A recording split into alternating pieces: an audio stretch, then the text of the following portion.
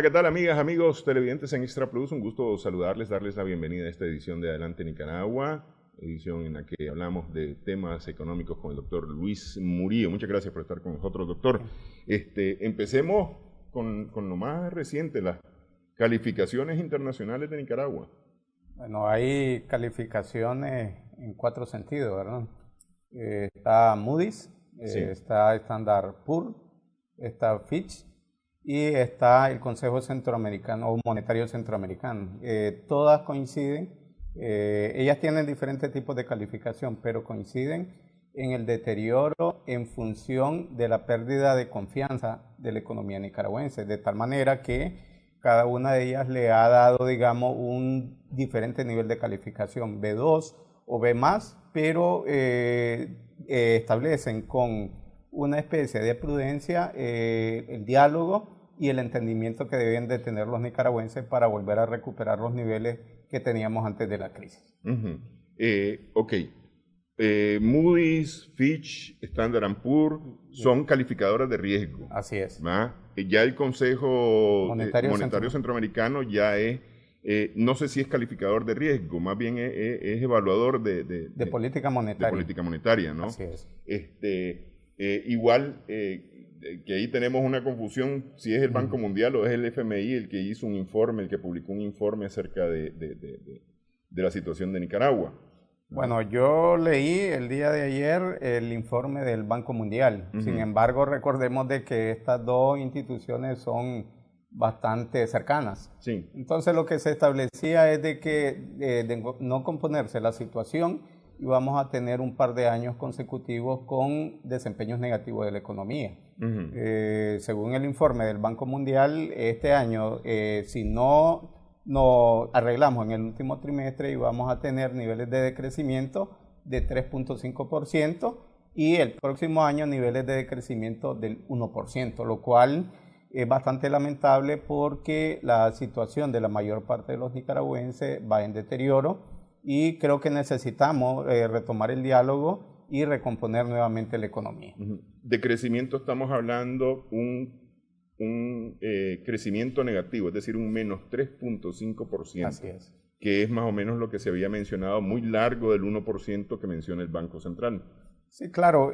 Lo que pasa es que técnicamente la economía tiene como 2 o 3 procesos, ¿verdad? Cuando los indicadores macroeconómicos comienzan a tener un desempeño negativo durante un periodo de 2 trimestres consecutivos, ¿verdad?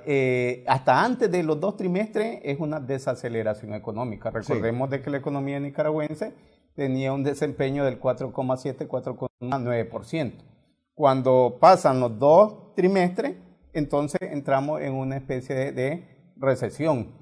Y cuando tenemos un desempeño negativo durante más de 12 meses, es decir, un año, ya estaríamos hablando de una depresión que espero que no lleguemos.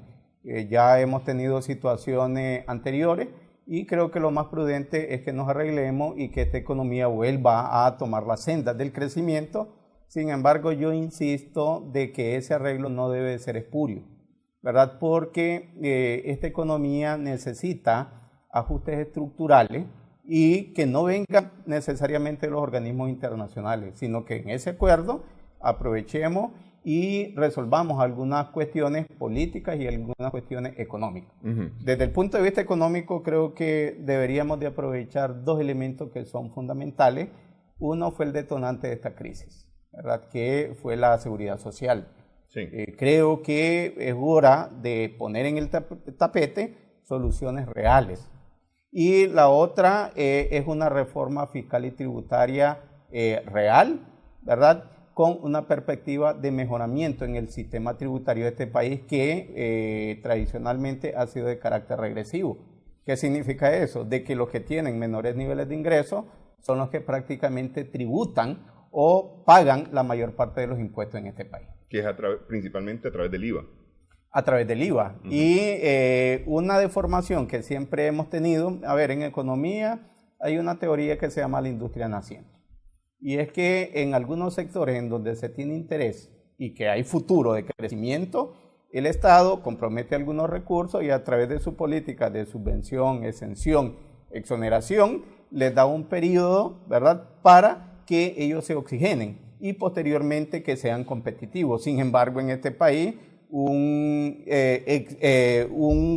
funcionario de la Asamblea Nacional, diputado, ¿verdad? El señor Wilfredo Navarro, públicamente aceptó de que 50 empresas habían accedido a más de 800 millones de dólares en forma de exenciones y exoneraciones, lo cual es aberrante. 50 empresas ya constituidas y con años de... Y grandes. Sí.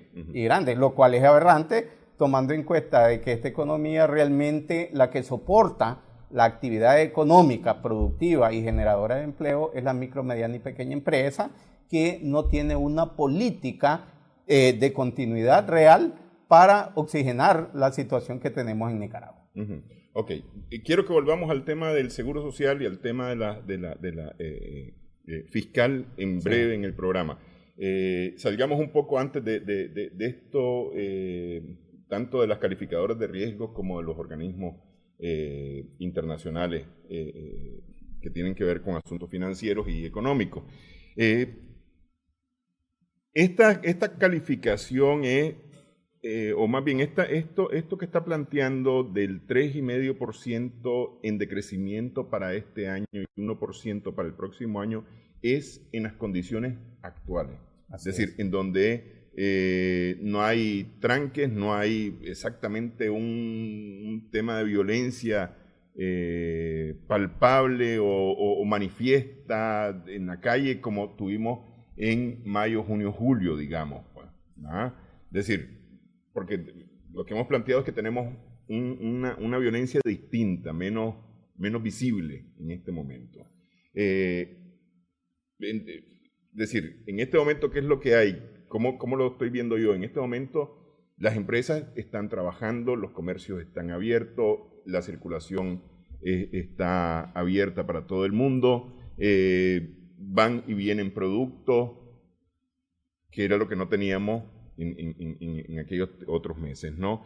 ¿Es a partir de esto o se está visualizando una situación similar a la de los meses anteriores? A ver, yo creo que hay que aclarar, digamos, lo siguiente. En primer lugar, uno de los principales elementos, quizás el fundamental de una economía grande, pequeña, en vías de desarrollo, desarrollada, es la confianza que se tiene en sus instituciones y en sus sistemas económicos.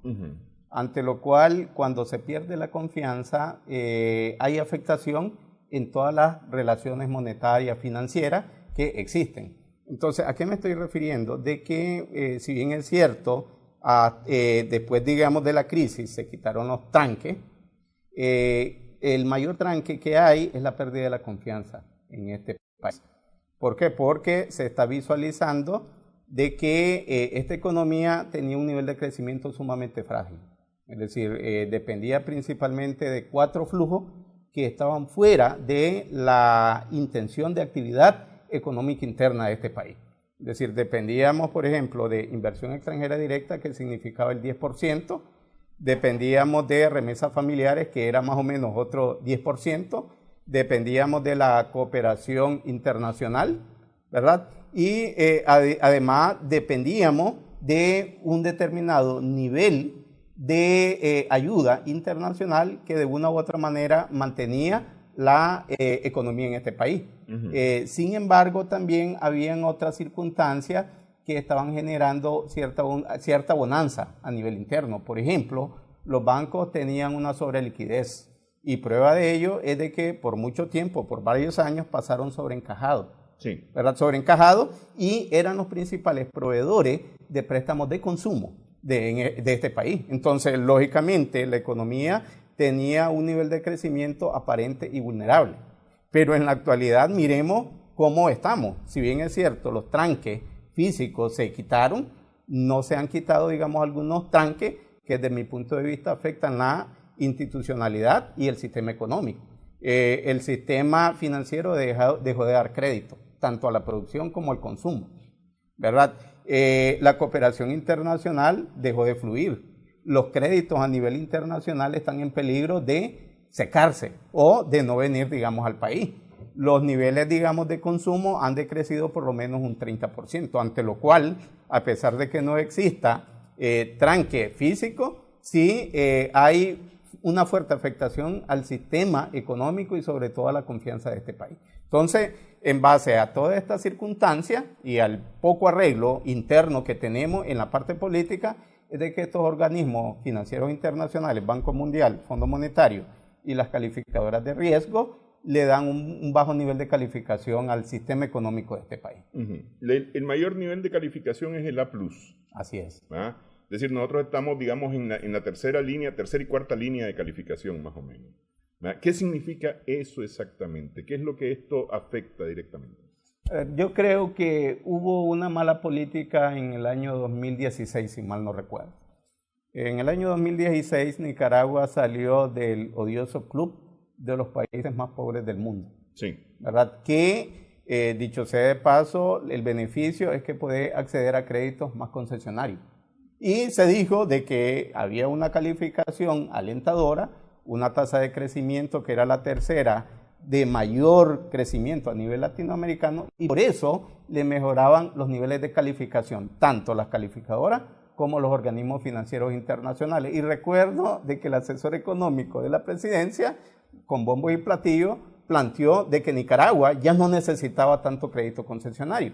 Sin embargo, muchos economistas planteamos de que ese crecimiento era demasiado vulnerable. ¿Por qué? Porque hay algún elemento de deformación económica que vulneraban el sistema económico. Por ejemplo, el seguro social que se venía en este caso deteriorando, la poca reforma fiscal que se había, digamos, logrado, la disminución de los créditos, ¿verdad?, concesionarios, y prácticamente la crisis financiera nos había afectado.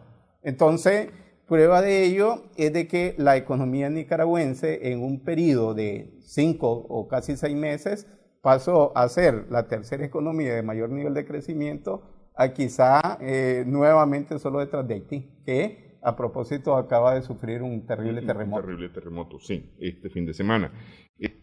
Ok, vamos a hacer una pausa y hablemos acerca de justamente eso, esa economía tan frágil, tan propensa justamente a golpes como el que ha tenido en este momento. Hacemos pausa, regresamos en breve en Adelante Nicaragua.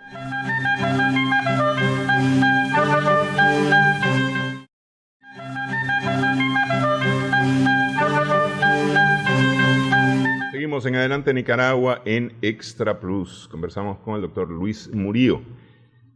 El gerente de APEN, Mario Arana, estuvo con nosotros hace unos días y con él comentábamos también este tema de la economía frágil de Nicaragua, una economía muy vulnerable, y justamente en estos últimos meses ha quedado de alguna manera demostrado. Te dice que hay 4 elementos importantes: el tema de la inversión directa extranjera, el tema de las remesas, el tema de la cooperación y el tema de los préstamos concesionales que teníamos cuando pertenecíamos a la Iniciativa de Países Pobres Altamente Endeudados. 2017 ya no estábamos bajo esa iniciativa, estábamos en otra y sin embargo continuó el crecimiento, ¿no? A abril de este año el pronóstico era que íbamos a andar más o menos por la misma, décimas más, décimas menos, pero más o menos en la misma línea, ¿no? Sin embargo, esta crisis nos lleva prácticamente a caer casi a los mismos niveles, nada más que en negativo, de decrecimiento. ¿Qué fue lo que pasó? Bueno, yo creo que las condiciones cambiaron, ¿verdad? Esta economía tenía más o menos más de un quinquenio, más de 5 años de venir creciendo a tasa muy buena, incluso por encima del promedio latinoamericano. Acá yo analizaría, digamos, 2 cosas. El contexto. En ese momento recordemos de que, si bien es cierto, había bajado un poco la cooperación internacional, se había recuperado con los recursos ALBA. Venezuela tuvo, digamos, un buen nivel de desempeño de los precios internacionales, llegaron a costar $147 el barril, y eso de una u otra manera oxigenó la economía nicaragüense.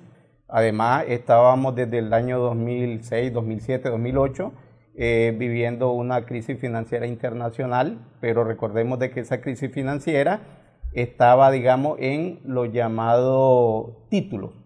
Y eso, de una u otra manera, nos benefició a nosotros como país, porque nosotros no comercializamos títulos valores, sino que lo que comercializamos son commodities o materias primas. Sí. Entonces, cuando un inversionista se ve atacado en la parte monetaria financiera de los títulos, se refugia comprando materias primas. ¿Y qué es lo que nosotros producimos? Materias primas, ante lo cual los precios de nuestros productos tuvieron un nivel de desempeño relativamente bueno y la política pública venía teniendo también una buena orientación.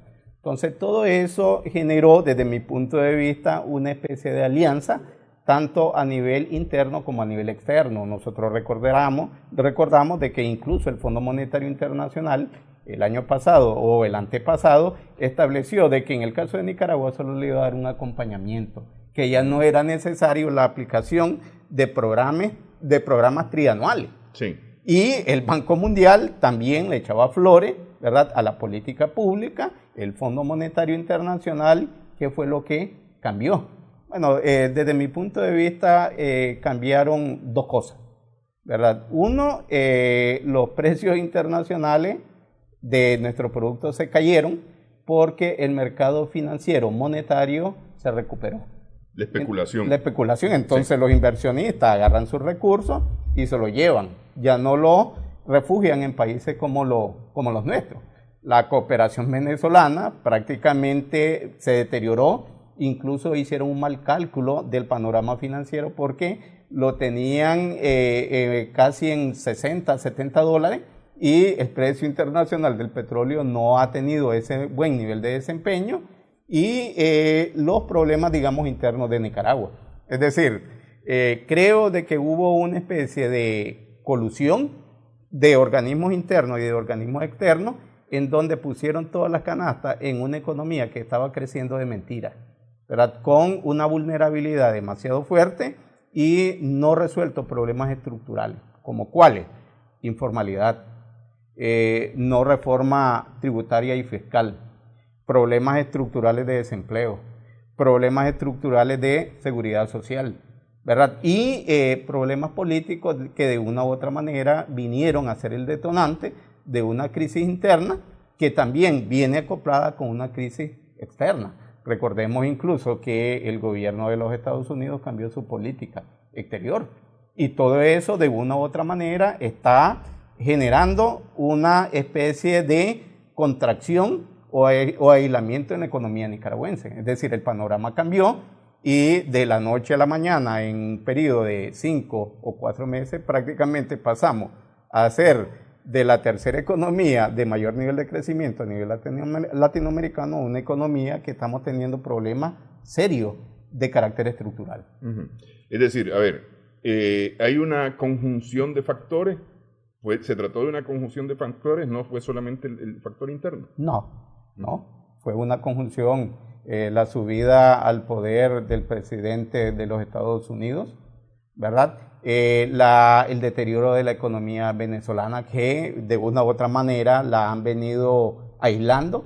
Pero en el caso de la economía venezolana prácticamente, es decir, al 2016, 2017 ya venía experimentando Nicaragua una reducción considerable de la cooperación venezolana. Sí, pero recordemos de que de acuerdo al acuerdo, valga la redundancia, ALBA, ya se había tenido, digamos, una provisión, porque el acuerdo lo que establecía era de que Nicaragua aceptaba, digamos, petróleo, pagaba al cash el 50% y luego a tramos. Sí. Y eso, de una u otra manera, le permitió, digamos, al gobierno establecer, digamos, una política de carácter social. Desde mi punto de vista, los llamados programas sociales globalistas, el usuracero, el bono productivo, que de una u otra manera durante había recursos, tuvo, digamos, un nivel de funcionamiento y el panorama económico no era tan desolador como el actual. Entonces, si vos tenés problemas internos y tenés problemas externos, entonces lógicamente lo que va a establecer es una contracción económica. Ok. En el tema de reserva, porque ese es un tema del que mucho se habla, incluso hay quienes auguran cierres de bancos hacia el 2019 y demás, ¿no? ¿Estamos realmente tan mal con el nivel de reservas? Porque el Banco Central dice tenemos todavía reservas suficientes. Yo creo que no. De todas las políticas económicas que estableció el gobierno y específicamente el Banco Central, la más previsora fue la de las reservas. Es decir, hasta antes de la crisis nosotros llegamos a acumular casi 2.900 millones de dólares en reserva, que era superior a las dos reglas, ¿verdad? Fuera de Nicaragua está los 3 meses de importaciones y en el caso de Nicaragua los 2.2 veces la base monetaria. Recordemos de que las reservas internacionales son uno de los 2 o 3 elementos que le dan solidez a una economía y a una moneda.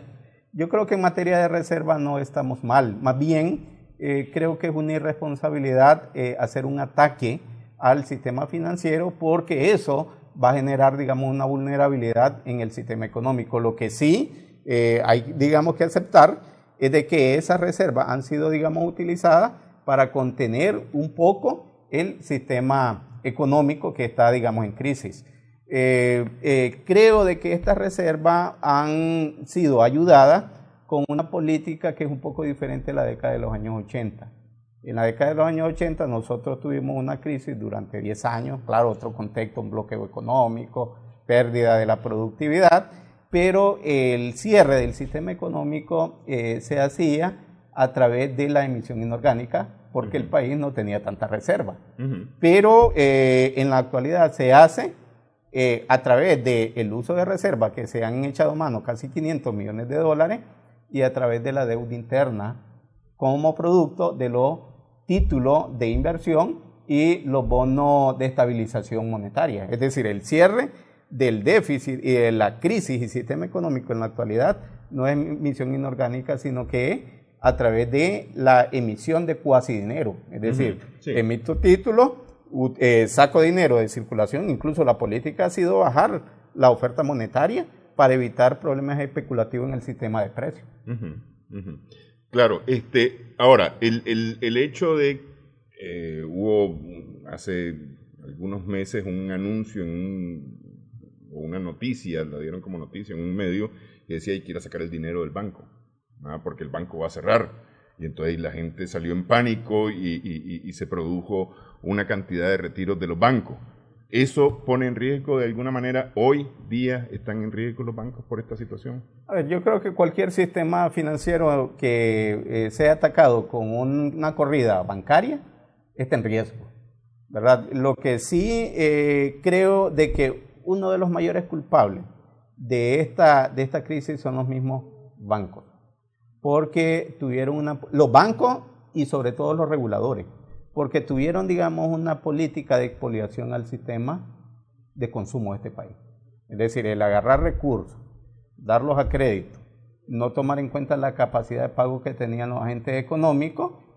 Prácticamente aquí se cumple una máxima que decía el viejo Keynes. El viejo Keynes decía, si yo le debo $1.000 a mi banco, yo estoy en problema. Pero si yo le debo $1.000.000 a mi banco, el que esté en problema es mi banco. Y es lo que está sucediendo en el caso de Nicaragua. Es decir, cada uno de los nicaragüenses, de una u otra manera, tenemos un nivel de endeudamiento que ha sobrepasado nuestra capacidad de ingresos, ante lo cual los bancos no van a poder soportar con la ejecución de los créditos las ganancias que venían teniendo. Yo creo que los mayores culpables son los mismos bancos por el carácter especulativo. Comenzar a dar crédito para consumo y no para la producción. Comenzar en este caso a dar de manera indiscriminada tarjetas de crédito.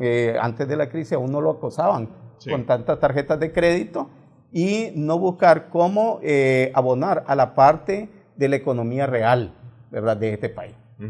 Ok, esta política actual, porque se contrajo el crédito de consumo, está muy contraído, pero de la misma forma el crédito para la producción igualmente está contraído.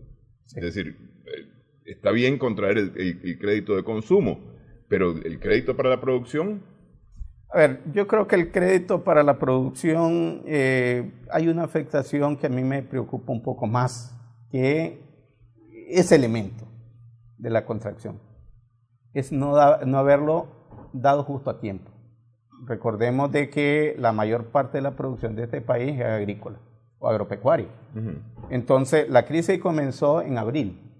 El ciclo agrícola o agropecuario comienza en mayo. Entonces, si tú no le das el crédito a tiempo, prácticamente este país el próximo trimestre va a tener problemas serios de oferta de productos agropecuarios. Y eso creo que fue una de las mayores irresponsabilidades. Y nosotros lo habíamos planteado de que esta economía necesitaba un verdadero banco de fomento, como lo tuvimos con el Banco Nacional de Desarrollo. ¿Por qué? Porque el Banco de Fomento, recordemos de que en determinado momento Nicaragua fue denominado el granero de Centroamérica. Y era porque se había dado un crédito responsable y una asistencia técnica que prácticamente generaba un crédito, un acopio y un sistema de comercialización. Cosa que desde que desapareció el Banco Nacional de Desarrollo aquí se han dado varios intentos que no se ha logrado. E intentos disgregados además. Así es. Porque, es decir, se ha hablado de una banca de fomento que creo que fue Produzcamo, que al final lo único funcionaba como un banco cualquiera. Así es. es. No tenían la asistencia, el seguimiento, la cadena de valor, no se preocupaba por la cadena de valor, simplemente daba la plata y te las agencias como podás. Así es, Sí. y ese es un problema bastante serio que tenemos en Nicaragua. Sí. Bueno, hacemos pausa nuevamente en esta edición de Adelante Nicaragua. Conversamos con el doctor Luis Murillo.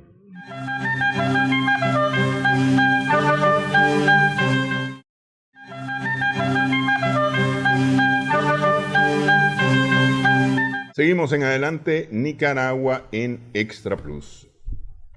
Bueno, estamos en medio de una muy fuerte crisis económica, con un consumo realmente contraído, un nivel de desempleo bien alto. Incluso presentaba FIDEC, la Fundación Internacional para el Desafío Económico Global, presentaba un informe del año pasado acerca de los niveles de pobreza en los que indicaba que estos no estaban tan bajos como decía el gobierno. Supongo que a estas alturas es peor la situación, si se hiciera un nuevo estudio del FIDEC. Y a esto hay que sumarle ahora dos muy importantes acciones o medidas necesarias que mencionábamos al inicio del programa. El tema del seguro social y el tema fiscal. Empecemos con el fiscal. Es decir, lo cierto es que en este momento lo que la economía necesita es un empujón, Sí, más que un agarrón. Una reforma fiscal en este momento, ¿hacia dónde debería de ir dirigida en este momento? Bueno, yo creo que lo más fácil es comenzar con dos elementos, ¿verdad? Muy de corto plazo y muy fáciles. En primer lugar, hacer una verdadera revisión de las exenciones, exoneraciones y subsidios que se han dado en este país, ¿verdad?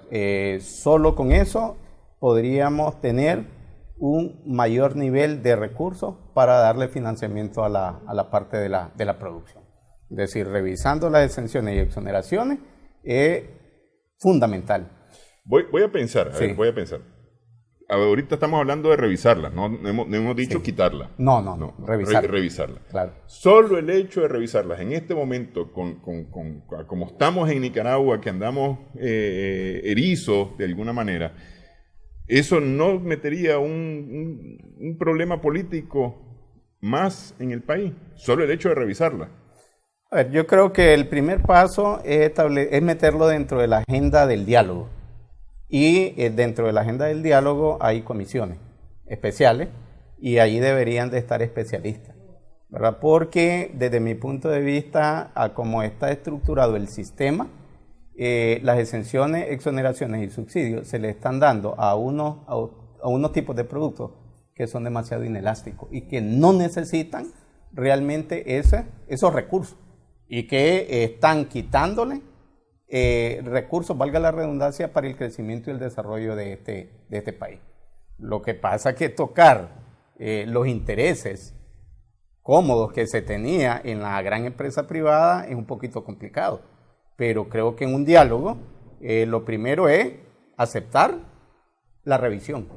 Y luego con argumentos, con estudios, se pueden, digamos, hacer estudios de elasticidades, y aquellos que tengan una mayor elasticidad y que requieran, pues que se les siga dando el subsidio, las exenciones y las exoneraciones, pero que no se siga desperdiciando los recursos en aquellas empresas y sectores que prácticamente están expoliando los recursos de este país. Entonces, yo creo que el primer paso es meter una revisión de las exenciones, exoneraciones y subsidios. Un segundo elemento que creo que debería de hacerse es establecer un verdadero registro único de los contribuyentes, de tal manera de que el fisco no esté tan cómodo en la llamada cuota fija, ¿verdad? En la llamada cuota fija, porque dice, bueno, es cuota fija y establecen, digamos, una sola cuota. Ante lo cual, y puedo, digamos, poner como el ejemplo algunos negocios del mercado oriental. Por ejemplo, este negocio de Caldera. Ese negocio de Caldera paga cuota fija y el tipo ha tenido, en este caso, una entrada de capital espectacular que en cualquier fisco debería de pagar, digamos, una cantidad impresionante de dinero. Entonces, esas dos cosas yo creo que son fundamentales, la revisión de las exenciones, exoneraciones y subsidios, y luego hacer un poco más progresivo el sistema. Es decir, ver cuáles son las capacidades que tienen las empresas y aquellas que puedan pagar, que lo paguen. Y evitaríamos un problema bastante grave que tenemos en la actualidad. Y es que la mayor parte de los niveles de recaudación están en las micro, medianas y pequeñas empresas. ¿Por qué? Porque hay sectores enteros que tienen exenciones, exoneraciones y subsidios que no están pagando impuestos. Ok, todo el tiempo y cada vez que se habla de las reformas fiscales se habla de, incluso hasta de justicia tributaria se ha llegado a hablar, diciendo que el que tiene más debe pagar más. Así es. Sin embargo, eso se ha quedado del diente al labio, como se dice popularmente, porque finalmente son los que menos tienen los que más pagan. Sí. Hasta el día de hoy. Yo creo que eso se va a romper cuando apartemos las alianzas y los intereses que están en función del gran capital y no en función de la mayor parte de los nicaragüenses. Es decir, una verdadera ley, bueno, aquí han tenido diferentes nombres, ley de justicia tributaria, ley de concertación, ¿verdad? Pongámonos, busquemos, digamos, algunos especialistas y veamos realmente cuáles son aquellos que pueden pagar y que paguemos, ¿verdad? Que paguemos, y a final de cuentas esos recursos pueden ser captados por el presupuesto general de la República y dados a la sociedad en forma de productos para que los beneficien en cuanto a su crecimiento y desarrollo económico. Ahora, esto de decir, una verdadera justicia tributaria de una u otra forma, ¿cómo contribuiría, por ejemplo, en el tema empleo? Bueno, en el tema empleo creo que contribuye porque las empresas, ¿verdad?, pueden aprovechar algunos mecanismos y mirarse incentivado en la actividad económica. Voy a poner, digamos, un ejemplo. Hay algunos países como el caso de Costa Rica o el caso de El Salvador que tienen una política fiscal de primer empleo. Entonces te dice, bueno, uno de los principales problemas que tienen nuestra sociedad, y la sociedad nicaragüense no es la excepción, 100,000 personas entran a la PEA, ¿verdad?, jóvenes, que tienen muy pocas posibilidades de poder obtener empleo. Entonces, si vos como empresa le das, digamos, un empleo o el primer empleo al joven, entonces te voy a dar un beneficio fiscal durante un determinado periodo de tiempo. Ese tipo de política no se ha dado. O establecer la cadena, en este caso, logística, para incentivar la producción, ¿verdad? ¿Por qué? Porque si vos vas a producir en el sector agro, vas a necesitar, por ejemplo, mano de obra. Vos vas a necesitar insumos. Y en todo eso se pueden establecer eslabones de políticas fiscales o de medidas de políticas fiscales para poder incentivar la producción. Pero vienen y te hacen una tasación de todo el proceso sin ver toda la cadena productiva. Entonces, lógicamente, vos vas mirando un sistema tributario que es de carácter recaudacionista, ¿verdad? Porque en cada uno de los eslabones te van poniendo impuesto, y al final terminan como piramidal. Sí, sí, ¿qué es lo que sucede con el consumo? El consumo paga impuesto sobre impuesto, ¿no? Así es. ¿Ah? Ahora, de alguna manera esto, por lo general lo que hacen las empresas es trasladar, vamos a suponer que se le quitó el subsidio, vamos a suponer que se redujo la exoneración, ¿ah? La exención, inmediatamente el consumidor es el que termina pagando esa diferencia. Sí, pero eso depende y se soluciona con estudios de elasticidades, ¿verdad? Porque cuando tú estableces elasticidades y les das los recursos de los subsidios, exenciones y exoneraciones, tú puedes correr el peligro de que la mayor parte de esos recursos le quede, digamos, a la empresa. Es decir, una empresa, a ver, voy a poner, digamos, un ejemplo que esto se dio. Yo me recuerdo que para el año de 1998 hubo una crisis muy fuerte en el sector cafetalero, ¿verdad? Entonces el gobierno del presidente Arnoldo Alemán estableció una política fiscal de subsidio de $30 por quintal oro de café. Y entonces dijo, con esto se va a resolver el problema. Pero ¿quién fue quien benefició? A los comercializadores, que tenían el beneficio seco y que prácticamente beneficiaban el café. Pero a los pequeños productores que el precio le llegó a menos de $50, ese beneficio no le llegó. Y ese es un problema fiscal serio, ¿verdad? Un problema fiscal serio. Sí, hemos mencionado ese ejemplo, que los beneficiadores y los exportadores fueron los que recibieron, valga la redundancia, el beneficio de esa política fiscal en ese momento, ¿ah? Ahora, es decir, lo que pasa es que yo no soy economista ni eso, y entonces de repente se mira un panorama bastante complicado en el tema de la sola revisión de exoneraciones, exenciones y subsidios, ¿ah?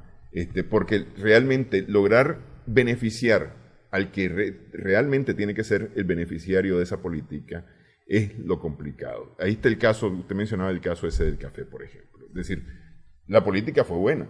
Sí. Pero el que iba a recibir el beneficio jamás lo tuvo. Así es. Sí. Bueno, yo creo que aquí dos cosas diría. Uno, hay que comenzar, ¿verdad?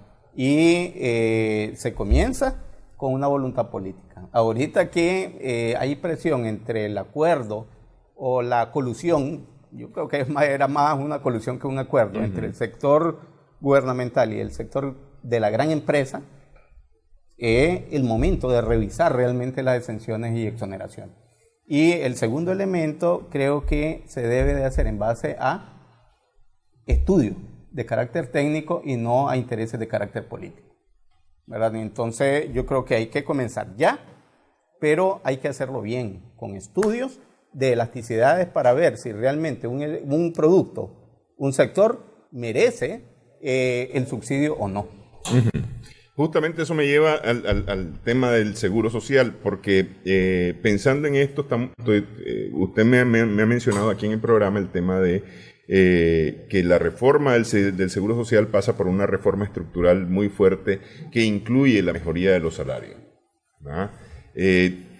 Voy a dejar eso para después de la pausa, para que desmenucemos un poquito este tema. Regresamos en breve en Adelante Nicaragua.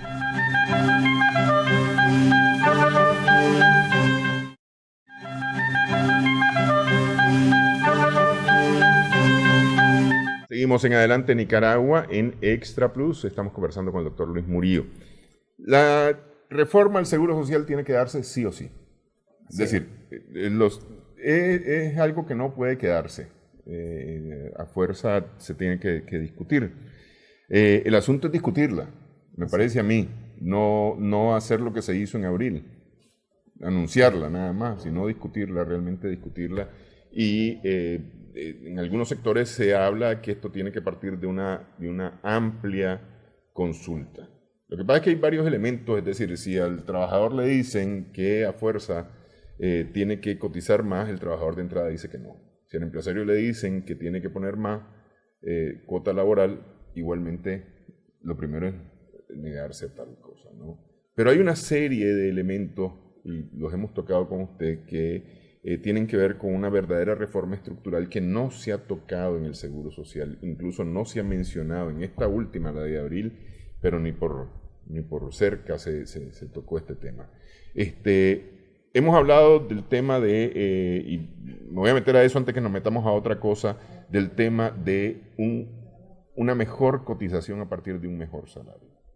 Bien, bueno, partiré de dos cosas. Uno, reformas internas al Seguro Social y dos, reformas más amplias. Sí. ¿Verdad? A ver, creo que lo primero que se debe hacer es meterlo como tema del diálogo, al igual que la reforma fiscal.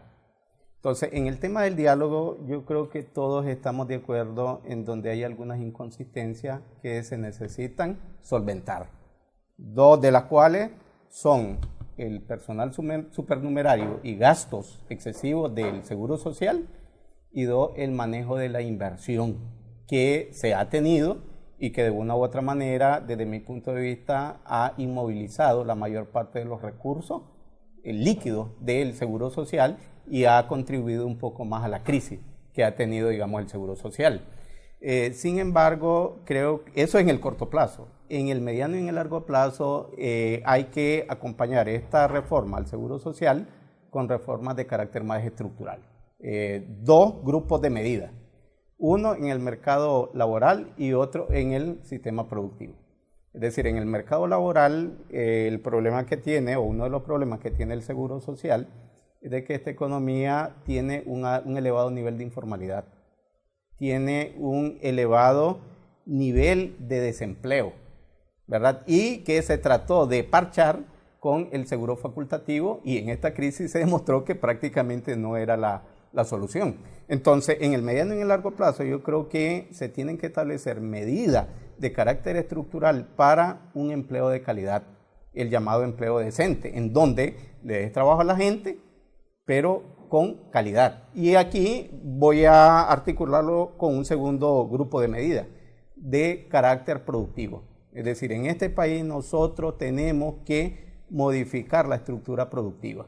Es decir, no podés tener un seguro social con un mercado laboral, un trabajo de calidad, con productos de bajo valor agregado. Es decir, nosotros seguimos dependiendo de productos de materia prima, en donde prácticamente el seguro social excluye a la mayor parte de la población trabajadora, y prácticamente por el mal manejo que se ha hecho, se está poniendo, digamos, el recurso de aquellos que de una u otra manera tenemos la suerte de tener trabajo y cotizamos para el futuro o para la futura vejez que vamos a tener. Pero es que, a ver, de alguna manera, y pensando en el sistema de seguridad social en general, no solamente el de Nicaragua, el sistema de seguridad social en general hace unos años pasó por una crisis tremenda en Estados Unidos. Se hablaba de prácticamente el cierre de la seguridad social eventualmente, ¿no? Porque el sistema de ahorro para la pensión, que es lo que tenemos en este momento, más atención médica, sí, funciona bien cuando los cotizantes no se han jubilado, es decir, los primeros, ¿no? Porque están recibiendo la atención, y una buena atención. Hay quienes hablan del seguro social antes en los 70, por ejemplo, sí, antes de los 70, y hablan de una maravilla de atención en la seguridad social. Pero empieza la jubilación y empieza el problema, porque empieza además a pagarse doble, es decir, se paga la jubilación y se paga además los servicios de salud. ¿Ah? Ese es uno de los grandes problemas que tiene el Seguro Social. Y quitar uno u otro es igualmente un problema. Es decir, mejoran los salarios, mejoran los ingresos del Seguro Social, pero van a aumentar también las pensiones. Claro. ¿Sí? Bueno, yo aquí haría, digamos, la siguiente reflexión. Es más una reflexión que una recomendación. El sistema económico y el mercado laboral cambió. Es decir, en la actualidad, el sistema de seguridad social en Nicaragua, si mal no recuerdo, surgió en la década de los años 50, 60, ¿verdad? 50, 60. Y las empresas eran relativamente más estables, la economía era relativamente más estable, los ingresos eran relativamente más estables, la economía no tenía un elevado nivel de informalidad, y no estábamos afectados por la globalización, en el sentido de que ahora la mayor parte del trabajo, es decir, vos haces un trabajo, pero nadie se quiere hacer cargo de los resultados o de los compromisos de la seguridad social, ante lo cual esto de la llamada subcontratación, de la llamada subcontratación han generado que prácticamente los niveles de informalidad estén elevados. Y es por eso que la mayor parte de las micro, medianas y pequeñas empresas que no cotizan, que no llevan, digamos, registros contables, son las que contribuyen a la actividad económica, pero no al seguro social. Porque en este país, menos del 20% de las empresas están dentro de la actividad económica cotizando al seguro social. Entonces, ¿qué significa? De que el seguro social tiene la misma estructura, pero tiene diferente mercado laboral. Entonces, hasta que no se haga una reforma de carácter estructural, y aquí no se han querido hacer algunas reformas en la parte jurídica. Por ejemplo, que una empresa que te vaya a subcontratar o que vaya a practicar el outsourcing se responsabilice por aquella persona que te está trabajando, pero por las mismas condiciones o el mismo mecanismo, vos legalmente no lo podés proteger. Pero de alguna manera eso lo establece en este momento la Ley de Seguridad Social. Es decir, porque yo escuchaba hablar sobre ese tema y decía que si yo lo subcontrato a usted, que tiene una serie de trabajadores, una de mis exigencias para contratarlo es que usted sea cotizante del Seguro Social o sea responsable de los trabajadores que están bajo su supervisión ante el Seguro Social. Yo le haría en el caso contrario, tengo que hacerme cargo yo de todos. Sí, ahora le haría la pregunta, ¿eso se cumple? No sé, es que eso no sé, pero la legislación existe como tal, es que el asunto es que existe. Sí, pero no se cumple. Sí. Sobre todo en la construcción, porque ahí es donde más se mira. Claro. Sí. Entonces, yo creo que las condiciones del Seguro Social se han, digamos, modificado y se necesitan, digamos, alguna reforma en la parte productiva, en la parte del ordenamiento jurídico, ¿verdad? Y en la parte de la estructura económica de este país. Ok, reformas dentro del INS como tal, porque esas son reformas que tienen que ver, digamos, con el manejo del ingreso. Pero luego, reformas dentro del INS. Se ha mencionado mucho el tema de las inversiones del Seguro Social, que no sé si hay un informe acerca del estado de esas inversiones. Todavía yo no he accedido, digamos, a él, pero lo que sí se ha planteado es de que hay un problema de inmovilización de recursos, porque la ley lo que le faculta al Seguro Social, y está dentro del sistema financiero porque mueve plata, es de que esos recursos los coloque para algunos beneficios de carácter público, pero no para, en este caso, hacer inversiones en donde te van a inmovilizar, inversiones, por ejemplo, en condominios, inversiones en grandes edificios, porque prácticamente es una inversión a largo plazo de que te va a restar liquidez y te va a restar capacidad de reaccionar ante cualquier problema que tenga, digamos, el sistema económico y fiscal y de seguridad social, que es lo que ha pasado en el caso de Nicaragua. Pero en el caso del Seguro Social entiendo yo que se ha dado las dos cosas, porque es decir, por ejemplo, el Seguro Social ha venido comprando centros médicos que le estaban dando servicios al Seguro Social, pero igual ha estado invirtiendo, por ejemplo, ahí cerca de la UCA se habla del edificio ese alto que está ahí, que fue un préstamo que finalmente no se pagó. Así es. Hay un tema en el caso del Seguro Social que creo que debe de ser tratado tarde o temprano, y son las verdaderas reformas que se están dando a nivel de todo el mundo. A ver, el problema es de que cuando surgió el Seguro Social en muchos países, la esperanza de vida no era tan buena como la actualidad. Sí. Entonces eso significaba que de una u otra manera el Seguro Social podía tener respiro, obtener recursos, ¿verdad? Y esperar que la persona, digamos, muriera mucho antes. Pero es que en la actualidad la esperanza de vida ha aumentado. Entonces, dos de las reformas que tarde o temprano en cualquier gobierno se van a discutir acá son el número de cotizaciones y los años para la jubilación. Sí. Y eso ya se han hecho en países como España, que lo han hecho de carácter progresivo, y en países europeos, Francia, que creo que nosotros no somos la excepción. Normalmente esto se hace por tramos, ¿verdad? En el caso de Nicaragua, yo recuerdo que para el tiempo del ingeniero Bolaño se planteó un sistema que eran las AFP, las administradoras de fondos de pensiones, en donde decía, bueno, aquellas personas de 45 años hacia arriba van a quedar en manos del Seguro Social Público, y aquellas personas de 45 hacia abajo van a quedar en manos del sistema financiero, que iban a organizarse en AFP. Y era como un sistema de ahorro. Entonces vos ahorrabas y si querías retirarte antes, te daban el ahorro y además te daban la pensión. Y eso no funcionó por una simple y sencilla razón. No era rentable en la economía nicaragüense porque eso necesitaba economía de escala y unas empresas que no llegan ni siquiera al 20% de toda la población económicamente activa, era económicamente no viable. El tema de las inversiones del Seguro Social finalmente. Es decir, cuando uno hace una inversión pensando en que va a ganar. Claro.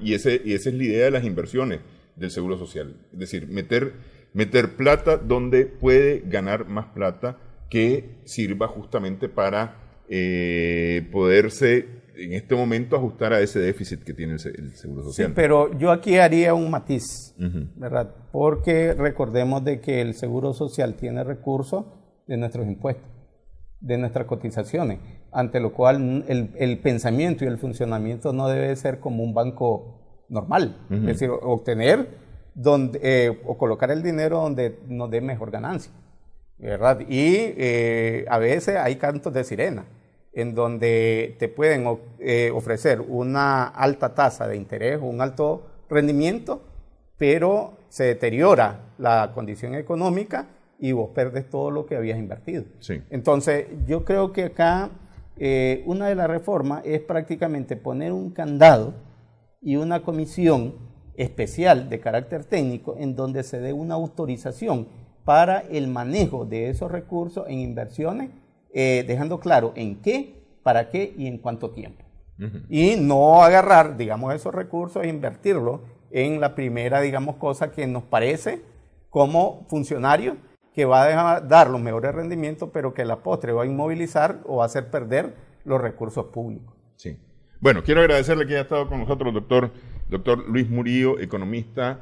Gracias también a nuestras amigas, amigos televidentes por su sintonía en esta edición de Adelante Nicaragua. Esperamos que el programa haya sido de provecho para ustedes.